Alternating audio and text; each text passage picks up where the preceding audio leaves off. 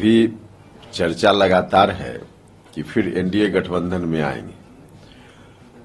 यह बात तो सही है कि जहां हैं वहां नीतीश जी काफी परेशान हैं, दमघुटन की स्थिति में, इसलिए वहां से निकलना चाहते हैं। लेकिन भारतीय जनता पार्टी में आएंगे, अगर गठबंधन के साथ आएंगे तो फिर लोकसभा चुनाव के बाद रहेंगे साथ में कि नहीं रहेंगे, यह भी एक बड़ा सवाल है। इन तमाम सवालों के मद्देनजर अब चीजों का आकलन करना पड़ेगा, देखना पड़ेगा।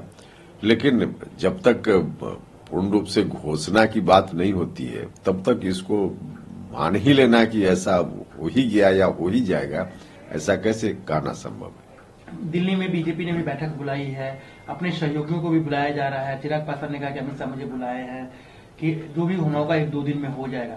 इन ऐसे हालात में आप लोग जो जेडीयू छोड़ के आए थे उनके लिए तो बड़ा मुश्किल हो जाएगा। देखिए, किसी के लिए मुश्किल नहीं होगा। अब जो भी स्टेप नीतीश जी लेंगे उनकी मुश्किल उनके लिए और मुश्किल होगा आगे आने वाले दिनों में।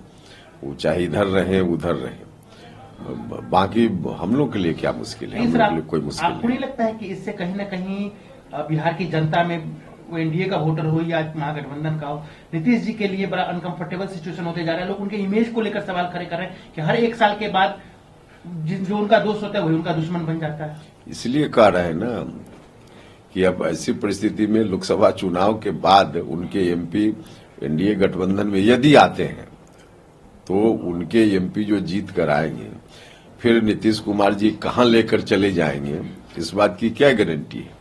तो इन तमाम सवालों के मद्देनजर विचार करना पड़ेगा ना।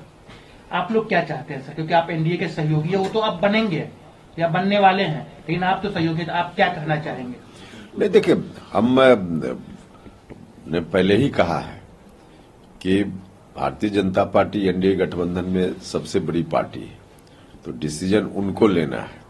लेकिन इन तमाम सवालों को देखते हुए, तमाम परिस्थिति के मद्देनजर कि बीजेपी की मदद से उनके नीतीश जी के लोग जीत भी जाएंगे, तो फिर लोकसभा चुनाव के बाद आवश्यकता पड़ी तो महागठबंधन में नहीं चले जाएंगे, इस बात की क्या गारंटी है। तो इस बात पर भी विचार करते हुए तब कोई चीज हो, हम तो यही चाहेंगे। एक अंतिम सवाल सर, इस बार वो क्या लगाओगे। पिछली बार उन्होंने कहा था कि तेजस्वी यादव जो है करप्शन का चार्ज है, सब कुछ है। इस बार जो दिख रहा है कि आरजेडी सिलेंडर मोड में है, जो कह रहे हैं सब मान रहे हैं। अभी तक किसी तरह का व्यक्तिगत तौर पे किसी दोनों पार्टी की तरफ से एक दूसरे पर आरोप नहीं लगाया गया। ऐसे में सरकार से हटते हैं तो फिर उस जनता के बीच क्या कहने जाएंगे। अब यही तो बड़ा सवाल है कि क्या कहेंगे, क्योंकि जो तर्क हो सकता था तमाम तर्क पहले वो दे चुके हैं।